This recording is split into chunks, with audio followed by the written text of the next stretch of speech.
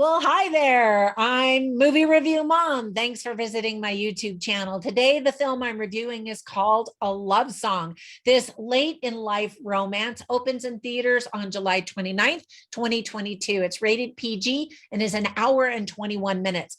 The Movie Review Mom grade I'm giving it is a B+, and I'll explain why. Keep watching. First, in a nutshell, then I'll give you tips for parents, themes worth talking about, things I like, things I didn't like, and even recommendations for other movies that are sort of similar that I think you might also like. First of all, this movie really flew under my radar. I had seen the poster and I really liked it, in fact. And now, after having seen the movie, I appreciate the movie poster that much more. The pictures, the beautiful color pictures of the mountains, show kind of a patchwork.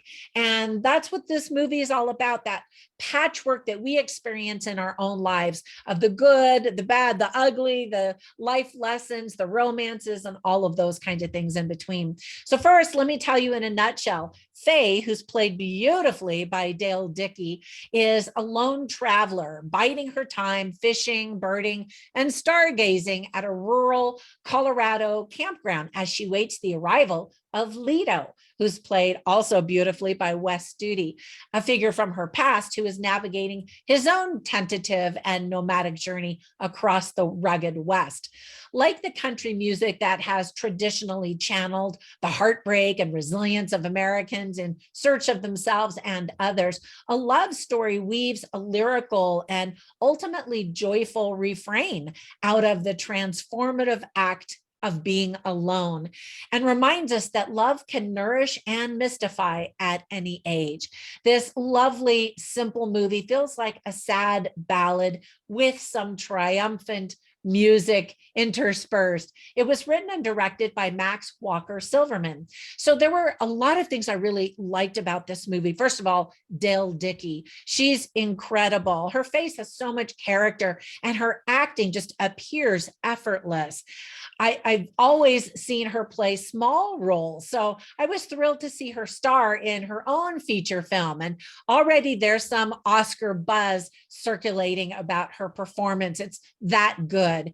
She reminded me a lot of Frances McDormand, who plays these just lived characters. And again, they seem so real and not a character that you're watching in a movie. Wes Studi is another talented actor who has mostly been on the sidelines. So it's nice to see him playing a leading role with Dale Dickey. And they are fantastic separately and together. You can see their deep pain, their life experiences, and their wonder about what is next, what's going to come for the rest of their lives.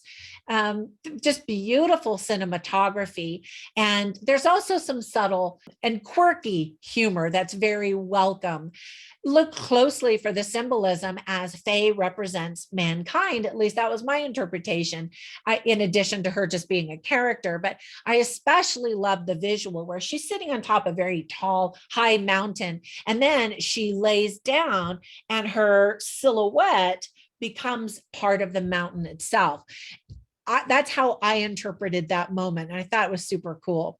So then, as I was thinking about things that I didn't like, I was having a hard time coming up with things. However, I recognize that this movie is a slow burn. Some viewers might get tired of waiting for something to happen. This is not one of those types of movies. This is a character study where there's a lot of space in between the silence and the learning and the personal insights that you get while you watch it.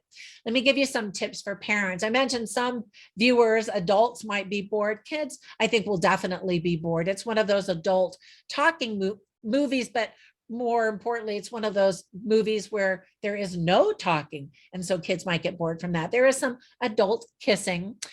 Some of the themes that are illustrated well in the movie are love and loss, second chances, childhood sweethearts, romance, loneliness, memories, reinventing yourself, waiting for what's next, creating what's next and how our lives really do touch one another. So I always write down funny lines and interesting lines on my written review at moviereviewmom.com. I'll share a couple of them with you here right now. So there's this really cute running gag.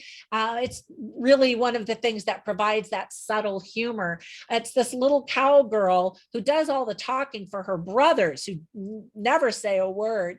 And so the protagonist of the movie, of the story, does something to help them. And so to thank her, the little cowgirl says, "Ma'am, we'd like you to have our canoe. It'll do you good for recreation and romantic excursions."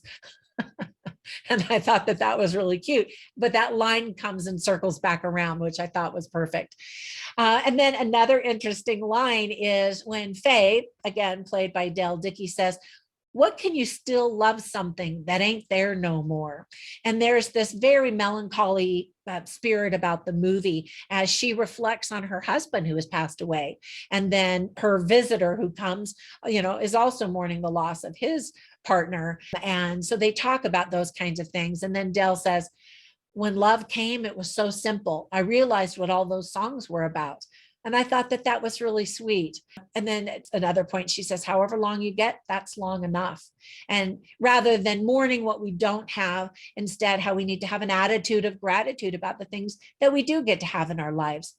All right. So speaking of Frances McDormand, let me give you a recommendation for another movie that I instantly thought of, partly because of Dell Dickey's fantastic acting, but also because it represented a nomadic lifestyle and that there are a lot of silent moments filled with meaning. And that, of course, is the movie Nomadland, which won all kinds of awards for acting, directing, and the whole thing. So if you haven't seen that one and you enjoy this one, definitely check that out, and vice versa. All right, that's it for this review. I hope that if you watch this movie, that you really do appreciate it and really spend some time reflecting on your own life and the lessons that can be learned from it. Have a fantastic day. I'll catch you in the next one. Bye for now.